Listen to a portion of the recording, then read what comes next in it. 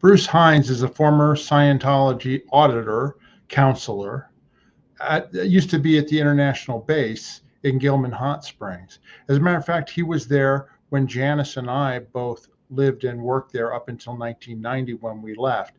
And Bruce was one of my auditors when I was up there at the international base. Well, he's been out for some time, and he's spoken out on various different channels and done different television programs, including Leah Remini's program. And he's here today. We're going to do an interview with him. One of the things that he's going to talk about is the fact that he was the go-to guy to handle a lot of the celebrities involved with Scientology, including Nicole Kidman, Juliette Lewis, Kirstie Alley, and he also had a relationship with Tom Cruise.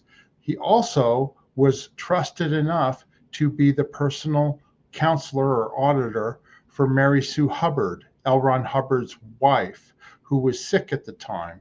And he's going to talk about that too. Stick around. I think you'll find this video informative.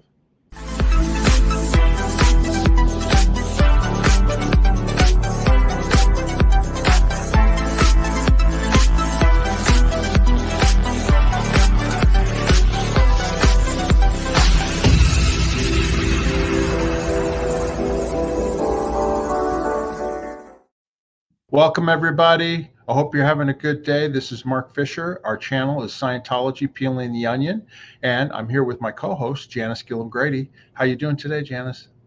Good day, everybody. It's a good day. I'm looking forward to interviewing this guest that we have. I've known him since the 1980s when I was the chief officer of the Commodore's Messenger Org internationally. He worked in the senior CS Int office, which was my direct juniors. And so I had a lot of interaction with him during those days.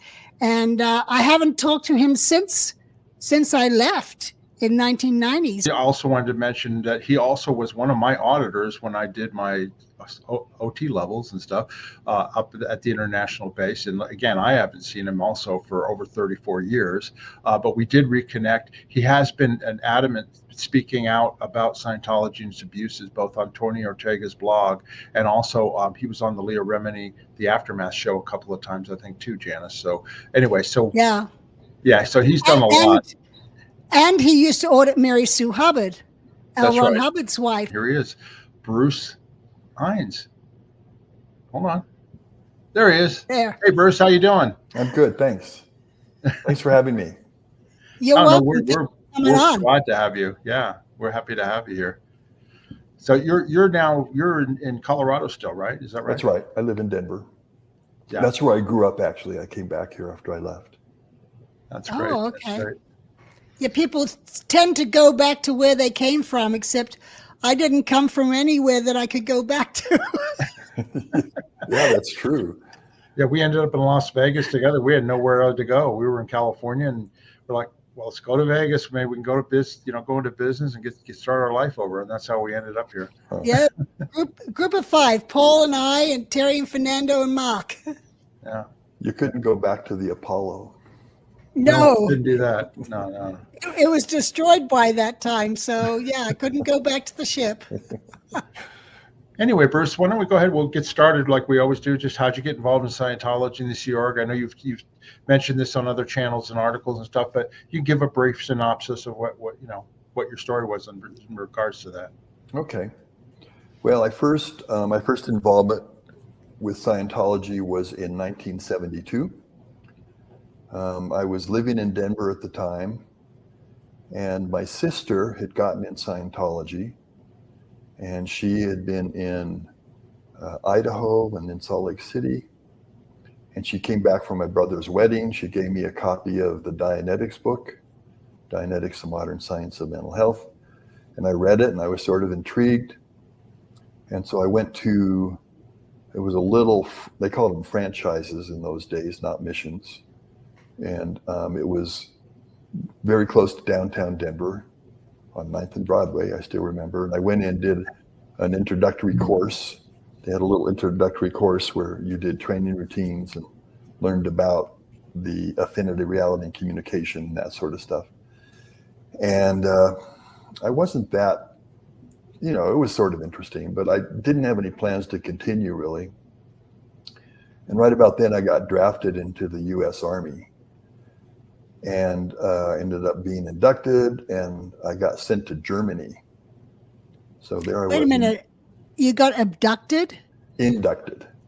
Oh, Inducted. inducted. Okay. Yeah. It's sort of like being abducted, actually. Yes, it is. Yeah. And anyway, it was pretty crazy in the Army in those days. I hope it's better these days. I don't know, but there was really a lot of drug use. There were a lot of violence right between Army members. There were people I knew who were addicted to heroin, others that were on meth. All the young people smoked hash like crazy, and the guys had been in for a while, they drank a lot. It was just a very unstable, unpleasant environment. This was the tail end of the Vietnam War too, right? That's right. Well, I actually got over to Germany in 1973. And so they were winding down the war, and they had actually a surplus of soldiers. I didn't think I would get drafted, but I did. And so there are a whole bunch of people in Germany, and you know, there wasn't really any. We were just sort of there as a deterrent to Russia, kind of, I guess. I don't know. They're still there. So, but anyway, my sister told me that there was I wrote her about it, and I said, you know, I didn't really like the Army too much, although it wasn't that bad. I just ended up working in an office 9 to 5, except I had to wear green clothes. And then in the evening and weekends, I could go do what I wanted. And she told me about another franchise in downtown Stuttgart, Germany, which was near where I was. And I could, on a combination of a bus and a streetcar, I could get down to this mission. And so I started taking courses there. So that was my first involvement. Was that Andreas Ostertag? Andreas Yeah. Ostertag. Okay. He was sort the of my mission first. holder. Yeah, and he got annihilated by the finance police. As Yeah. did everyone. Yeah. Yeah, no, but he became a big target for them. Yeah. Yeah. I remember when he passed away, he drowned in the Clearwater Bay. Yeah, he had been brought to flag for sec checking, I think. And someday he went out in a boat, and I don't know if anybody really knows what happened, but Yeah. I don't. was really sad. Yeah, it was. That was a great loss. I'm still friends with his sister who lives in Germany. I actually visited her a few years ago with my wife, and she was the course supervisor, and Andreas was the head of the mission at the time. So anyway, it was a pretty, it was so much. It was a pretty welcoming place, and it wasn't any, hardcore, hard ass, way Scientology can be. Right. The missions were like that. Franchises were like that. It was much more easygoing. Yeah. And so then I got out of the Army. I finished my whole stint in the Army, and I was discharged in Germany. I wanted to stay in Germany because I had a German girlfriend, and I wasn't sure. So I ended up joining staff it was another franchise at the time in a city called Heilbronn, which is just maybe, 30 miles or so to the north of Stuttgart, and was on staff there I ended up leaving there. I was there for about a year and a half. Went back to Denver. In Denver, I started going to the Denver org at the time. Then I started working as a volunteer for the Guardian's office, and I did spy work for them. I had to. Oh, I'm interested. What kind of spy work? Yeah, well, all sorts of stuff. I had to, tell my friends and family that I was leaving Scientology, that I soured on it and was no longer part of it. And then I did this secretive work. I did various things. One was trying to get hired by the head of the Colorado Psychiatric Society. He was a psychiatrist that lived in Denver, and my wife at the time and I went to his house and tried to convince him we wanted to volunteer. That was one thing. We pretended to be newspaper reporters, had a little fake newspaper with a little fake credential, and went and interviewed some guy who worked for the Denver city government who was involved in taxes somehow. I guess Denver sales tax or something. But anyway, he had been critical because Scientology wasn't paying taxes or something. So I went and interviewed him, pretending I was interested in what he did, but really I was just trying to get information. Went to a big church service at a big church in Denver where there was a famous anti-cult guy, some Protestant minister or something who was anti-cult. He was going to talk there, and I went there pretending to be interested and got information and tried to follow him to find out where he was. Those were some of the things I did. There was a whole bunch of this is all in the Denver area. I didn't even know the GO was big in the Denver area. Yeah, they had a guy who ran it. His name was Dave Barbosa. He ended up getting declared later. Anyway, so I did that for a while. Then moved to LA, where my sister was living. And she was there with her husband. He was an electrician. He hired me as an electrician. So I worked as an electrician. At that time, Dianetic Clear came out. It was 1978.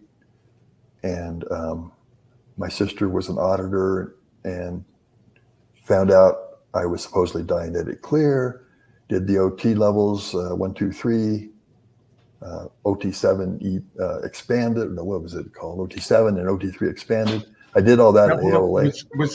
Was this as a public person, or were I was still public then. Okay. There's Oh, look at that cute Janice's girl. granddaughter. Hi, sweetheart. So Sorry for the interruption. No, it's great. She's more interesting than me.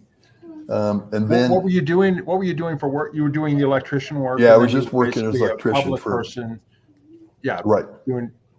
Sorry. No, that's fine. And had you started your auditor training then, or no? No, I had not. And so that's what happened. Next was while I was, doing my OT levels at AOLA. I'm a public person working as an electrician during the day. And then AOLA was a pretty busy place at that time because their knots had come out and there were all sorts of people trying to do that and or do the OT level so they could do that. People who were supposedly gone clear on Dianetics. And so there was a lot happening, and every night there would be a gathering in the lobby of AOLA.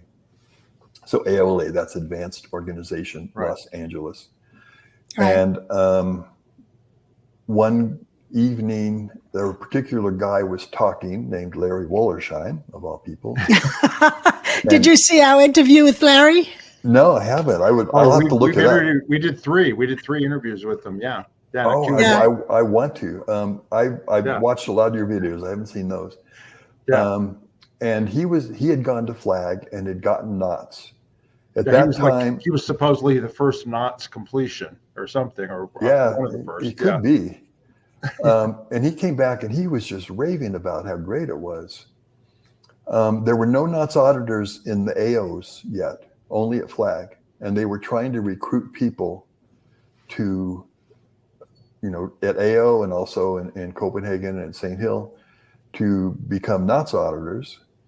And so they sort of offered this special deal. If you would join staff, or join the Sea Org at AOLA, they would put you right on the TTC. Now, that is actually... Tech Training Corps. Yeah, Tech Training Corps. Now, that's actually very off policy because the policy on the Tech Training Corps says only experienced proven staff members should be able to go on to full-time training. Right. And so, and it was interesting. I joined and some other people joined there with me, like Pat Selly, Bromley. I remember her. Yeah. Pat used to audit me, and I did a couple of missions with her. Yeah. And she was then married to Tom Ashworth, and then Tom left, and I don't know what happened. She was in the RPF in LA for a long time, last I knew. Kathy Strom, she became Kathy True later. Oh yeah, She was an OSA auditor. She joined at the same time. Yeah. Anyway, actually AO got 35 people to join the Sea Org to become NOTS auditors at that time. We all got sent to Flag for training, but only about 5 of us actually made it through all the training. Oh, Herb Williams was one of them. He was at the end. Oh, no kidding. Herb? Yeah. But he didn't make it through the auditor training, and he ended up working in the States or something. Yeah, he was carpenter. He was carpenter or something at Gold at the Gilman Hot Springs. Yeah. He was a really good carpenter, I remember. Yeah. Really nice guy. Anyway, so then there I was in Flag, and Leslie Epstein was CO AOLA at the time, and she made some sort of deal where they got 2 people, I can't remember their names now, and I then stayed at Flag and became Flag staff. Oh, okay. And so I made it through all the training, and that included that original Pro TRs pilot, that really long, crazy one. And then I was a NOTS auditor in one of the Flag AOs. They had different AOs. I was an AO2. So you were delivering to public people at Flag in Clearwater, right? Yes, I did that for like 6 years. Wow. So I added a lot of people. And as a result of that, on a CMO INT, Commodore's Messenger Organization International Recruitment Mission, I got brought to CMO INT. I was sort of promoted from Flag to CMO INT. To Gilman Hot Springs, right? I'm sorry? To get to the base at Gilman Hot Springs? Yes. Yeah. Right. And so I went there. I was just going there for the first time. It was interesting. That was when they had 2. Oh, I'm sorry. Go ahead. That was when they had 2 vans, and you would meet. It's in some shopping center in a parking lot, and everyone get out of one van and get in the other van. And there were people going back between the base and PAC. Do you remember who was it recruited you for the CMO, or who? It was Bruce Bromley was the mission IC. Okay. So that was to go in the senior CS INT office. Yes, I went straight in there. Right. And at that time, Jeff Walker was senior CS INT. Oh, no kidding. And then he later got. So this was after Ray moved to RTC? Yeah, in early '87, Ray went to RTC and became IG Tech, Inspector General for Technology, or whatever you call it. And so they needed a senior CS INT, so they brought Jeff Walker from the FSO. He had been senior CS FSO. And then after some time, Jeff got busted, and John Eastman, he became my senior. As an aside, Jeff Walker, after he left the Sea Org, he came and lived with us here in Las Vegas and worked with us for several years, right, Janice? Yeah, he actually lived with Paul and I at our house for and me too. a good 6 months. Yeah. Yeah, he lived with me too. We shared an apartment too. Really? I remember that he'd done that. I was so surprised. He was from New Zealand, and I think he ended up back in New Zealand, I heard. So. Yeah, he did. He went there initially, and then he came to Vegas, and then he went to California for a bit, came back to Vegas, and then he went back to New Zealand, and then he continued working there, and then he came back and visited us just before he passed away. Oh, wow. Yeah. So, what was your position at Senior CS INT office? What did you do? Were you an auditor there, or what were you doing? Well, I was it was called the Flood Catch Unit. And at the time, Pat Bromley, she had married Bruce Bromley by then. She was Pat Bromley, and she was the tech correction director. And I was under her in what was called the Flood Catch Unit. And when I first got there, my immediate boss was this guy. I can't think of his name now. And what I used to do was review auditing folders and videos and write cramming orders and send people to ethics and stuff like that. That's what I did. Then, things change and people get busted. And so I ended up as the tech correction director, and Ray Midoff was my senior because he had later, there was a point where he got busted from RTC back down to CMO Int. Oh, I didn't know that. Yeah. Yeah, that would have been after you Probably left. was after we left. Yeah. It was in 1993.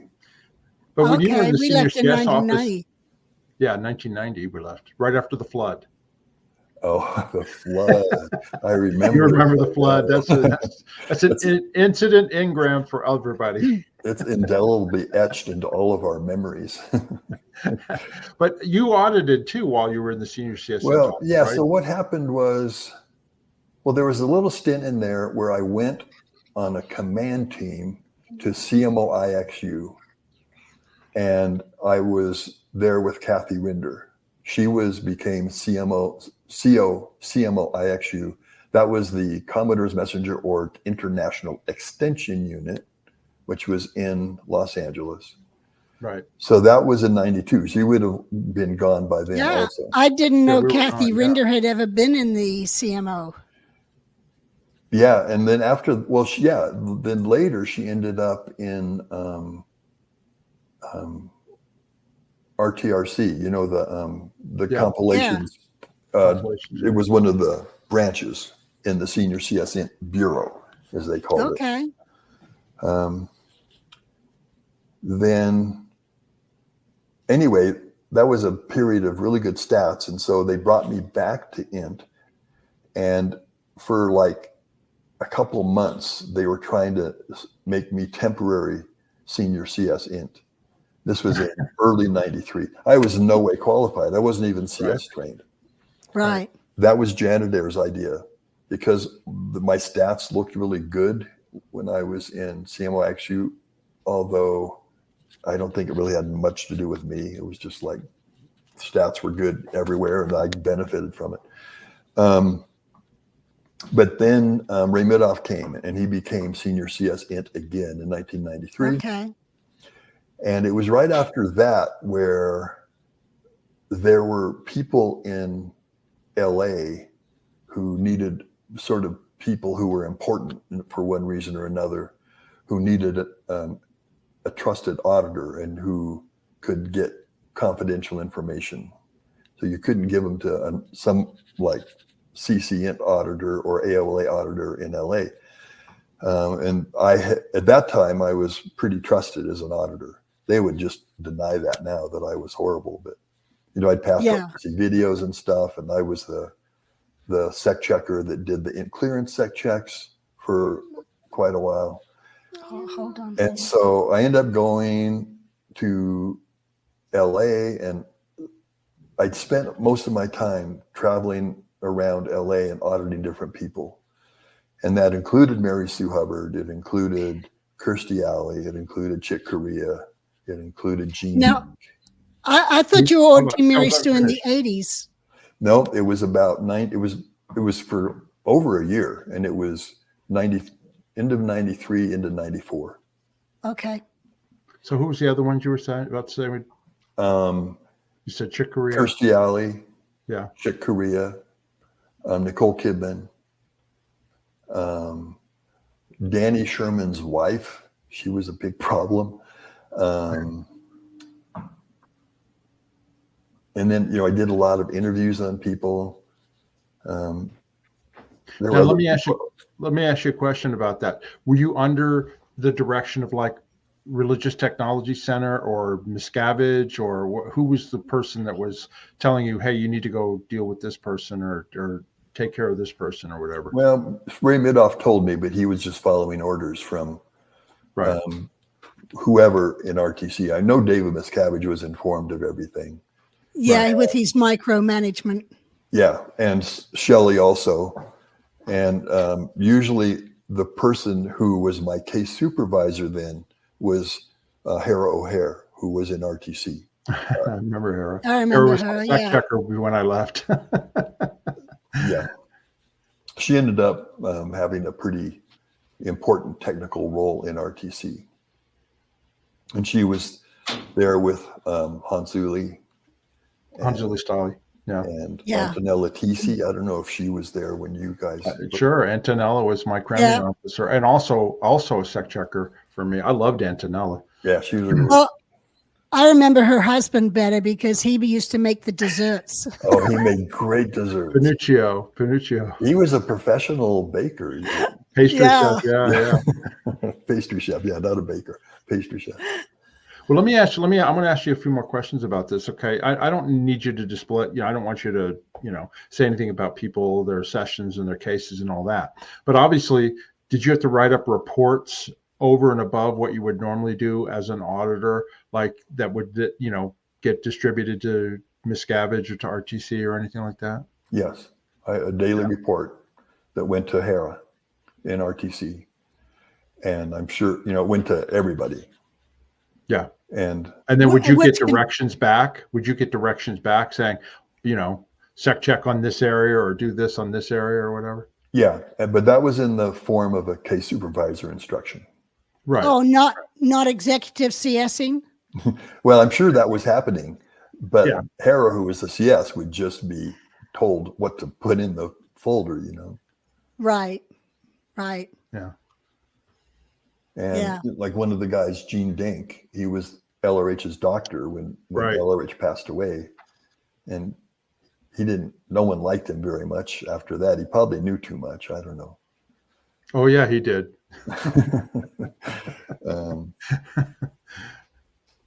So you were really trusted doing all this auditing, and obviously you must have done well at it for quite some time because they kept using you for it, right? Yeah. And I would keep getting new people. Like, there'd be something would flap and they'd go, oh God, we got to get so-and-so sec checked or whatever. And then. Yeah. So without disclosing case, I don't want you to do that. But what was Mary Sue like? What was she like to deal with? This is Mary Sue Hubbard we're talking about, Hubbard's wife. What was she like? She was a very pleasant woman, well-mannered. And the poor woman was pretty much under house arrest, and she was physically ill. It was one of the reasons why I was auditing her. And she was there being watched by Neville Potter and his wife, Leslie. She was a reg for ASI, Author Services Incorporated, right. I think it's called. Right. And then there were two other Sea Org members who were like full-time. They did shopping. And Ginny. And Ginny. Exactly. Yep. And I would go to the house there. It was in the Los Feliz area of LA. Right. Nice house, and had a swimming pool in the backyard. But she couldn't really do anything without everybody. Neville would report up, and every day there were daily reports. This is even before we left, before I was still there. There were daily reports up to Miscavige of what Mary Sue was up to. Yeah. Well, I always wondered what happened to Nikki. I mean, Nikki was with her from 68, 1970. Nikki Merwin was her communicator all these years. And when she moved to Los Feliz, Nikki went with her. And then later on, I heard Nikki was no longer in the Sea Org. And then I heard she was auditing at AOLA. So I was do you know any history on what happened to Nikki? Not very much, but I do know that once in a while, Mary Sue would get the okay to go have lunch with Nikki sometimes, or maybe they would go shopping or something. She lived in LA someplace, and I know she wasn't in the Sea Org anymore. And that's all I really know. I don't know how that all happened. But Mary Sue had to get okay to go have lunch with Nikki? Yeah. Yeah. Oh, they really were, if she ever like turned fully, she didn't like DM at all, but if she ever turned fully, she would have some stories to tell. And so they were really wanted to make sure that she was under control. Yeah. No, she never liked she never liked DM. Even from day one, she never liked him. Yeah, I believe it. Yeah. I don't know anybody who did. No, I shouldn't say that. So you got along well with her, and you were basically helping her and that type of thing, right? Yeah, I met her quite a bit. Yeah. You know, her health improved, and she,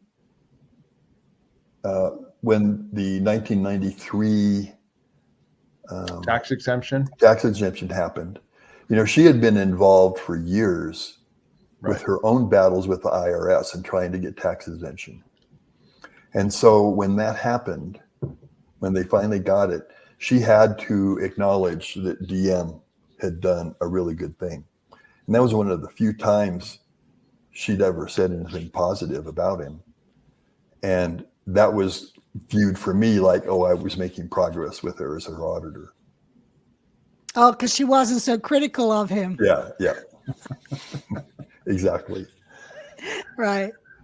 And she was still loyal to LRH, right? The whole time in terms of what? Yeah, she was.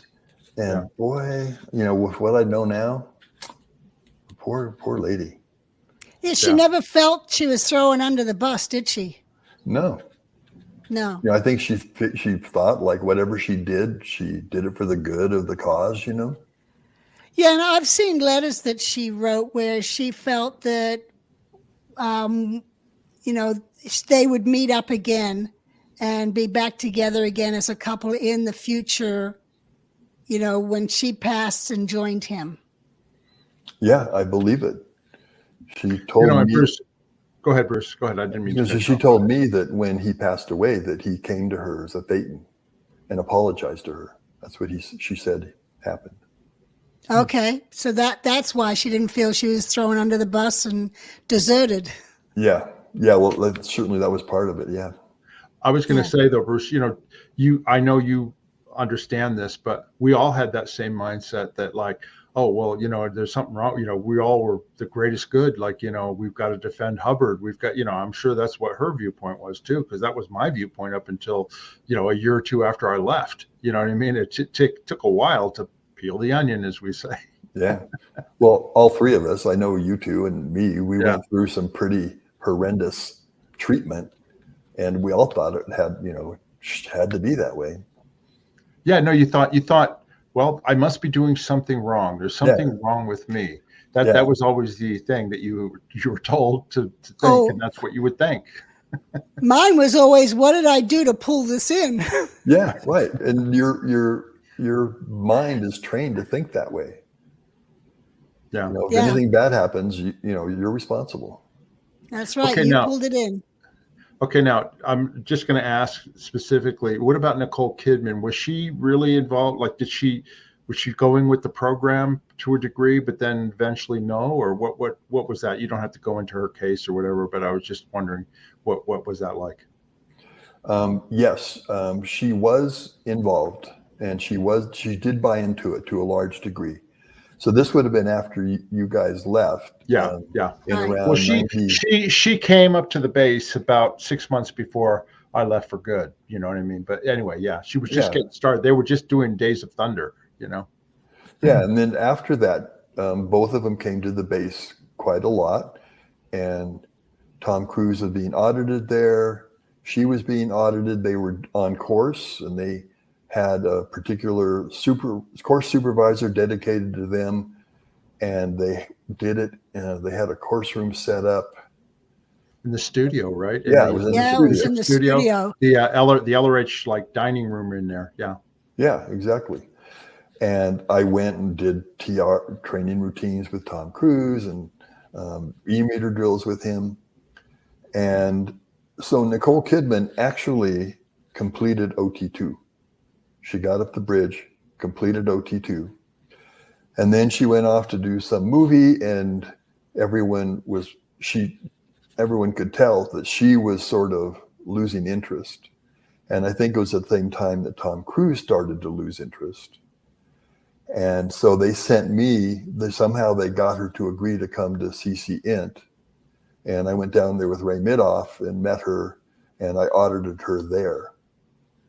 And I've told, even when I was on Nightline and I've been on Dateline and CNN stuff, I've always said I would never talk about even though they wanted people wanted to know, but I would never say what was revealed to me in confidence in an auditing session. I Right. would never say anything.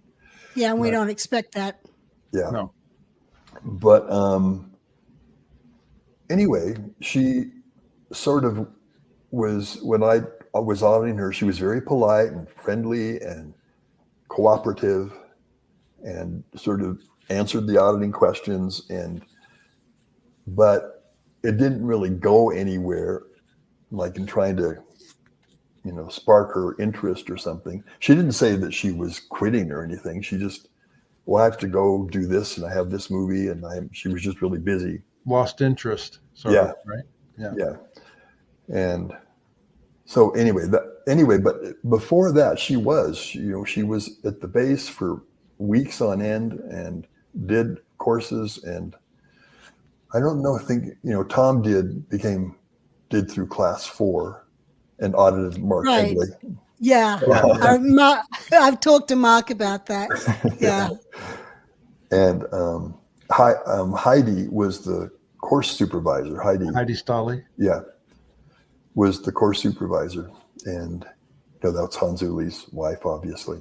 Right. And there was this period of time. I started speaking to the press, and starting in about 2005, and all those sort of tabloid type media outlets wanted to talk to me, and they didn't care about Scientology. They wanted to hear about the celebrities, about Tom Cruise, right? And Nicole Kidman. That's all. That's what sells. Yeah, exactly. And so I did get then a lot of interviews on national TV in the U.S. and in Germany and in France, and was on some documentaries. And they always wanted me to say whatever about the celebrities, but I did get to talk a lot about Scientology and its abuses. Yeah. Let me ask you another question. You said, Mary Sue did not like David Miscavige. What did Nicole Kidman think of David Miscavige? She did not say, and she wouldn't. She would know better than to say, "Oh, that jerk." I don't, what she really thought of him. I don't know, but it just didn't come up. Right. Yeah. Were you ever around them when they were together with Miscavige? Like, how were they around him? Yeah, no, I wasn't. I wasn't privy to that. I know Tom's auditing sessions were up in the villas, where DM's berthing was and where the offices were, and they had a room up there. I would go up there and give him after session exams sometimes. Yeah. Was he generally a nice guy to be around? Yeah, he was nice. However, I think he was kind of phony. Okay, I'm just going to say my opinion here. He was kind of phony, and this big smile, and like doing TRs and e-meter drills with him, I always felt like he was acting, and so he could put on a performance. Yeah, he could say "Do birds fly" pretty well, and but it didn't ever. He never seemed like a very sincere person to me. I guess I'd say that. He was more always concerned about his image. Right. So that's my own sense. opinion of Tom Cruise. Yeah. Probably get sued or something. No, you're entitled to your opinion. That's for sure. Yeah. So you were doing this auditing for quite some time of these different celebrities and different people and all that. At some point, were you taken off of it, or what happened? How did it end up? So what happened was, one of the people I was auditing was Dan Sherman's wife. Mm-hmm. Dan Sherman was brought up to the INT base ostensibly to work on the L. Ron Hubbard biography. Right. He was the biographer or whatever, right? Yeah. Right. And they had a whole thing set up somewhere. He was a professional writer, I think, before that. Yeah, he'd had a couple novels published. I read one of them. It's called The Prince of Berlin. It was a spy novel. Mm-hmm. And he was a good guy. I liked him, and I got to know him pretty well.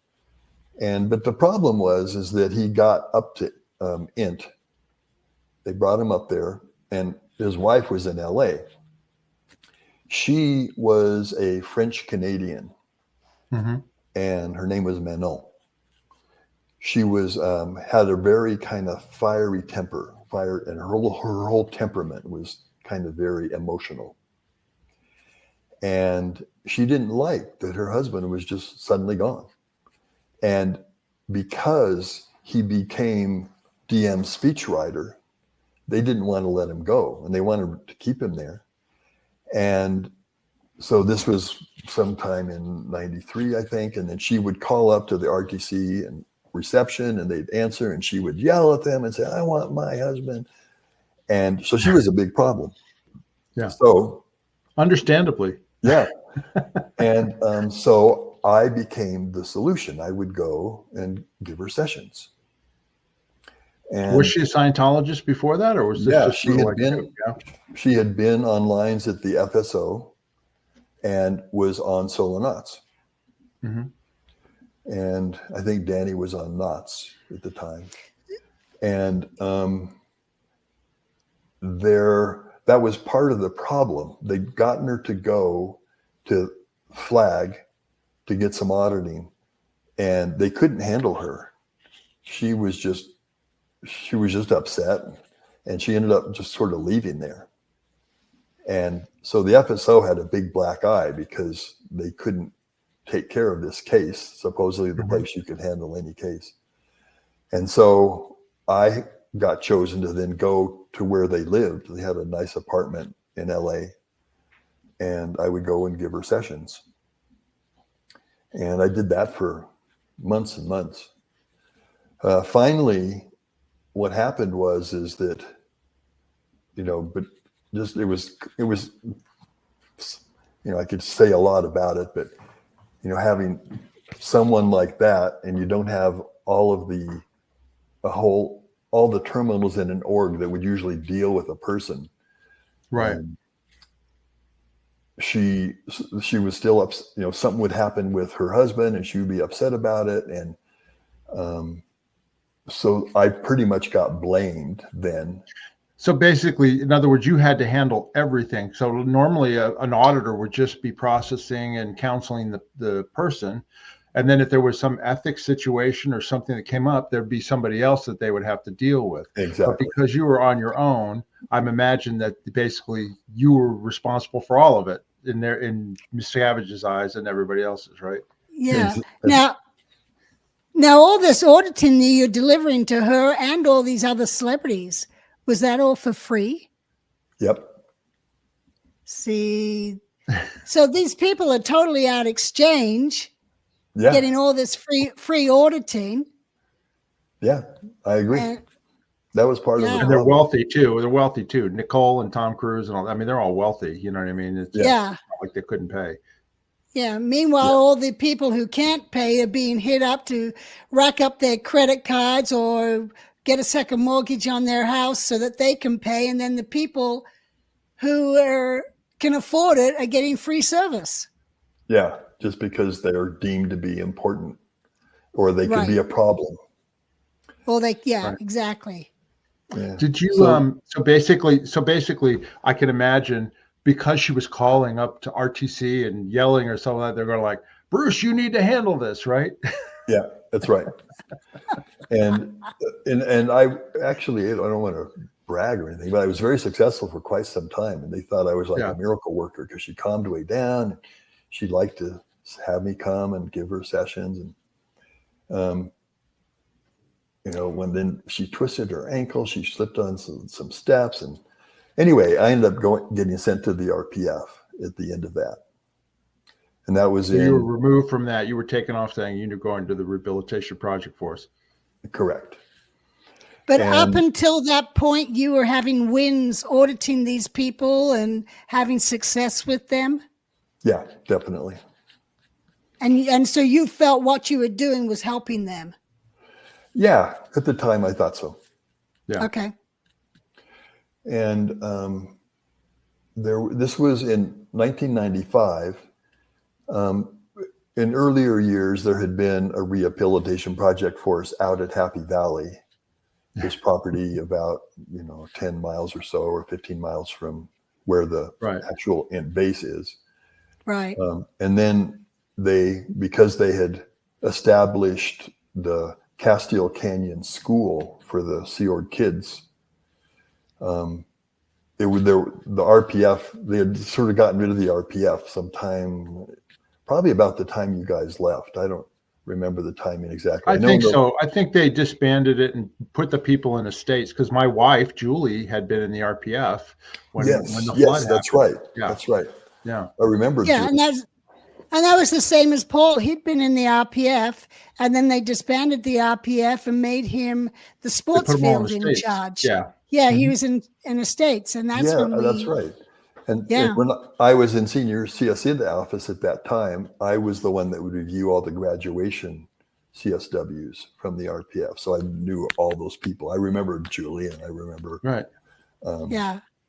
But anyway, so they decided, because there was me and some other people that were deemed to be important, who knew a lot, like Pablo Lobato. Too hot to handle. Yeah.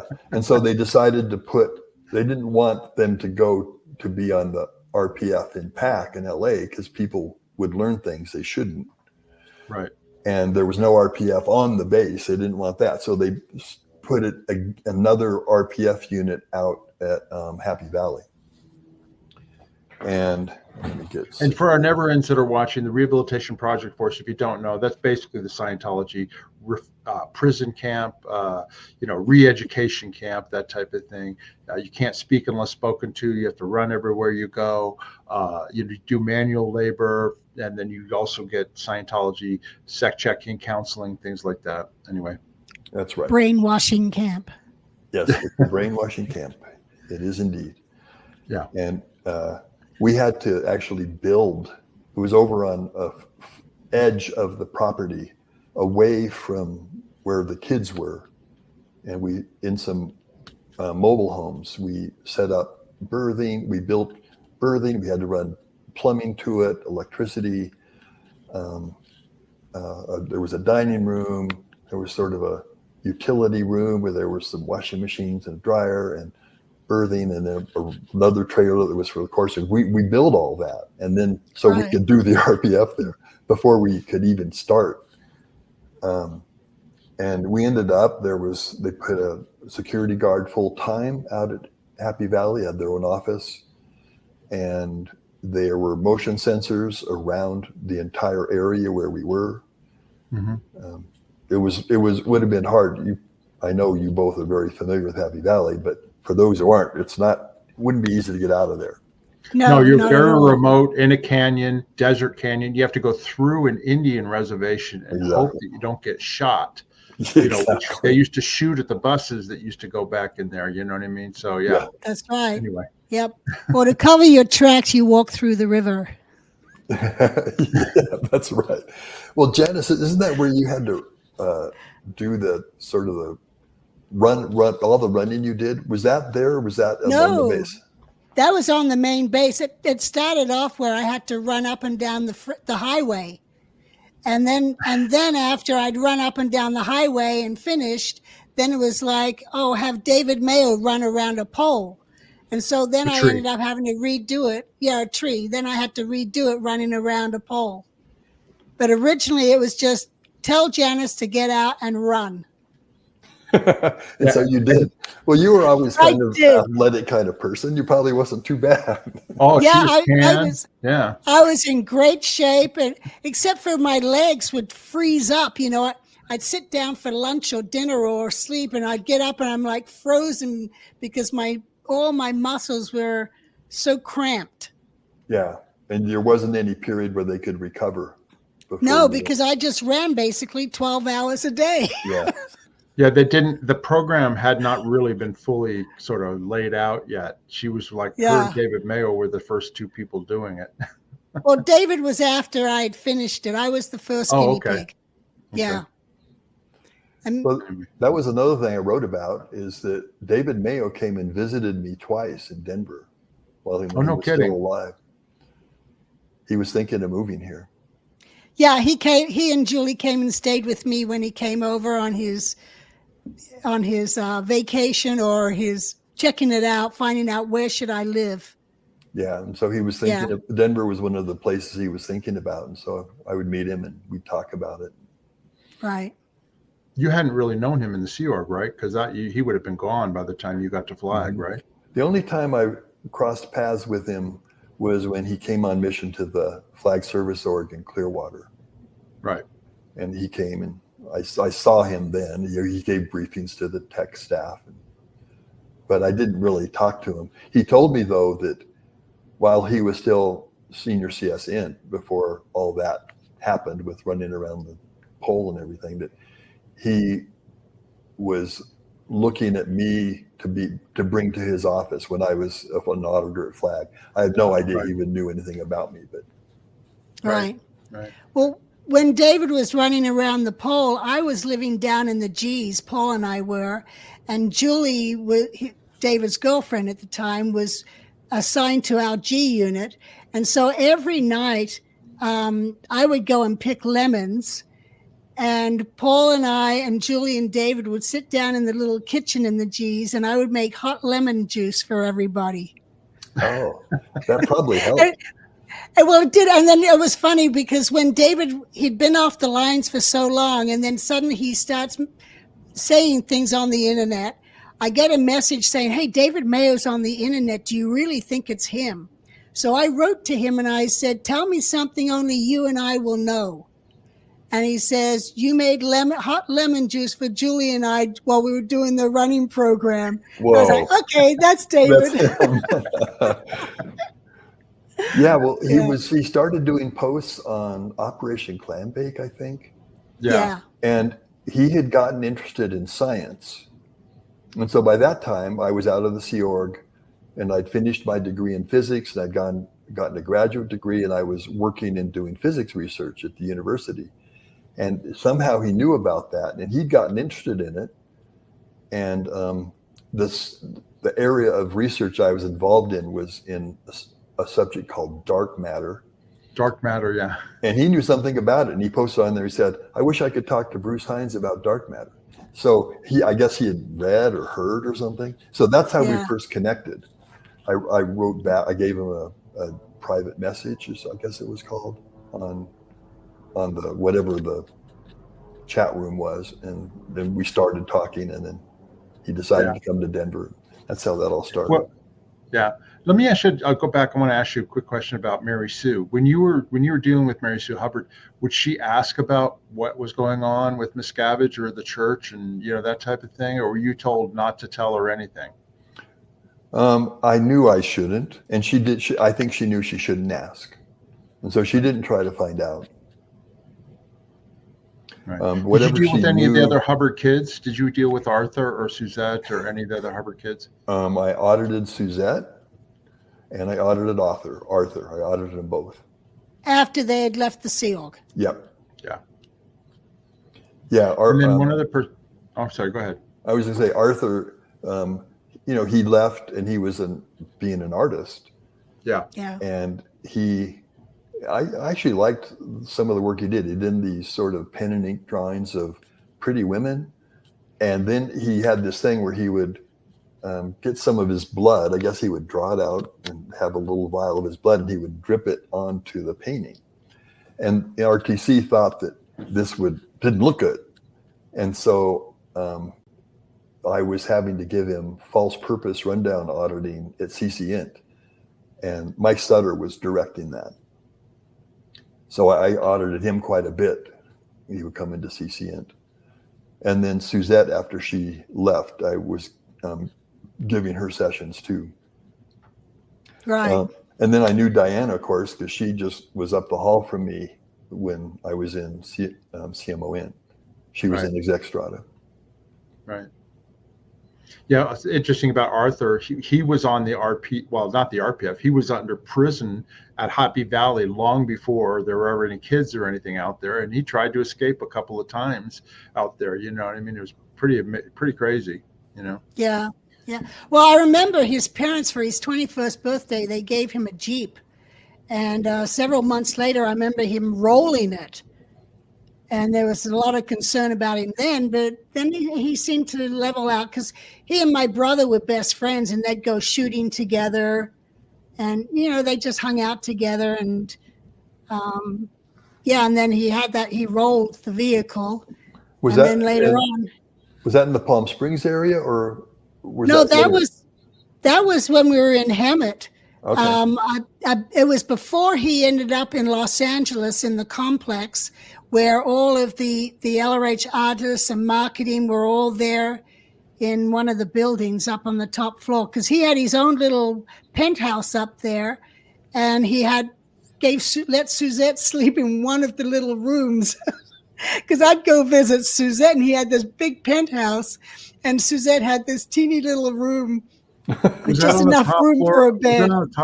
Was that on the top floor of Lebanon Hall? Yeah. Yeah, Lebanon Hall. Yeah, because you go 10 stories and we're like, the only building that I remember was Lebanon Hall. And you're right, there was a penthouse up there. Matter of fact, that used to be I'm really getting off subject here, but that used to be the mission hole, the action offices for MOPM when they were actually doing the PAC move. That's the first time I ever met Mark Ingber was up there. Right. And wasn't the central marketing unit, didn't that end up there for a while before it went up, they took it up lines? Yes, they were. That's right. Let me ask you one other. Did you ever have any dealings with Lisa Marie Presley? No, I did not. Okay. All right. Juliette Lewis, yes, but no, not her. Okay. More on the celebrity watch. I thought RTC was doing all these celebrity handling. You remember the Silcox and all that? Did it change after a while? Yeah. I sort of succeeded the Silcox. You know, Sandy Wilher and the Silcox, they were doing a lot of that. At some point, Chris decided to leave the Sea Org, and Stephanie Silcock ended up being like a steward in gold, like a celeb steward. They would, when celebs, not Tom Cruise, but lower level celebs, and they would come to the base, they would sort of go to the gym, and they had a little sort of like a dining area that was just off the gym, and she sort of was the steward. She would she was no longer on tech lines for sure. Right. Would that have been the old tavern? Yes. Yeah, the tavern. Okay. That's what it was called. Yeah. But okay. It was, Because that'd be a perfect setup. Okay. Yeah, I guess that's what it was called. The gym they were in the same building, I think. The tavern was next to the gym, wasn't it? Yes. You're talking about the gym was the movie studio. We called it the gym, right? Is that what you're talking about? Before they built you probably didn't exercise area. Yeah, no, I was there for the exercise room when that was being built. My last job was out there working on the sports fields. I remember doing the hydro seeding of all the grass for all the softball and all that stuff, you know. Oh my goodness. All prior to the flood. And then after the flood, that was kind of the end for me. So you were kind of on the decks, as I recall. Oh yeah, I'd been on the decks I blew in May of 1990 to be with my wife, who was in the RPF out at Happy Valley, because I was sick and tired. I didn't want to be separated from her. And when I came back, I was ready to report to the RPF, and they said, Miscavige knew that that's what I wanted to do. So he said, no, that's too good for you. So I was posted under Joe Canine as the deputy de-weeder, never to be the de-weeder in charge, you know. So I was working on that, and then I worked with Eric Knudsen on the sports fields. That's how that was the last things that I did. That's crazy. That's all right. I was gopher in charge. Yeah. They always tried to find some demeaning position, you know, so that the rest of the crew at the base would go like, oh, look at how horrible, you know, he must be really bad. Something he did wrong. Because I had a good reputation with all the crew and the people that I worked with, but all of a sudden now he's pulling weeds, you know. Yeah. Did you catch any gophers, Janice? Every day I caught gophers, and I was paid 10 cents a tail as a bonus on top of my no pay. Oh gosh. That's like, didn't you used to be able to get a bonus if you turned in a rattlesnake tail? Yes. Yeah. So I got 10 cents for a gopher tail. I think it was more for a rattlesnake tail. Yeah, I think that was $10 or something like that. Yeah. Well, we barely scratched the surface, Bruce, but we're at the end of the hour here, and we're going to definitely have you back. There's more we'd like to talk to you about. Yeah, but okay? I have a lot I could say. We have just scratched the surface. You're right. Yeah. Yeah. Yeah, we're having fun talking and just for our viewers out there, Bruce, we've not really had a one-on-one conversation with him after all these years. So he says things that it reminds us of things, and then we just sort of chit chat about it because it's just funny and the different people that we knew, because we had mutual experiences there. Yeah. Well, I haven't talked to Bruce since 1990 when he was in the senior CSN office, and I was over the area, and I would go down there on inspections. Yeah. But of course, we've seen you on your shows, and also I think we reconnected with the Mick Wenlock, the XSO group, because that's right. where Yeah, we started I was part reconnecting of with that. people there. Yeah. Mick passed Anyway. away. Yeah. Great guy. Yeah, Sorry. he's a wonderful man. Yeah. All right. Well, we're going to reach the end here. Let me just do a little bit of business for all of our viewers out there. Just 1 second here. Got to get this together. Please subscribe to our channel if you haven't already. We appreciate everybody who watches. Click the like button, hit the notification button so you know when there's another video coming up. And of course, we'll schedule him and do him again very soon. Also, if you have any questions or comments about what we talked about or any questions for Bruce, put them in the comments section. We will ask him the next time he's on the show. And then if you'd like to support our channel, you can buy us a coffee. There's a link in the video description. Click on it. We appreciate all the coffees we've been getting, and we just want to thank everybody for that. Finally, I just wanted to mention it's Christmas time, and our connection and all of our merchandise at our store, it's all on sale for Christmas. You get a 10% discount on our merchandise. Just go down and click on the merchandise tab. The promo code at checkout is Christmas, and you automatically get 10% off. So if you order any of that stuff, again, it's just another way to support the channel. And we're pushing connection because disconnection is a bad thing, and people should be connected. So anyway. Yeah, people can buy these for their loved ones that are in the Sea Org or in orgs and send them to them so they can wear their connection shirts. It doesn't say anything about it, us being, Scientology people. It just says connection is a heart with 2 arrows pointing to it, So anyway. Yeah. That's all right. Anything else you would support? Yeah. Great. Well, is there anything else you guys would like to say? Bruce, don't go away. I'm going to end the video and we'll talk on the other side. But sounds good. Anything else anybody wants to say before we go? I'm just looking forward to continuing these conversations with Bruce. Yeah, me too. I hope we can do it again. Yeah. We will, for sure. All right, everybody. Until next time. Bye-bye. Bye. Bye.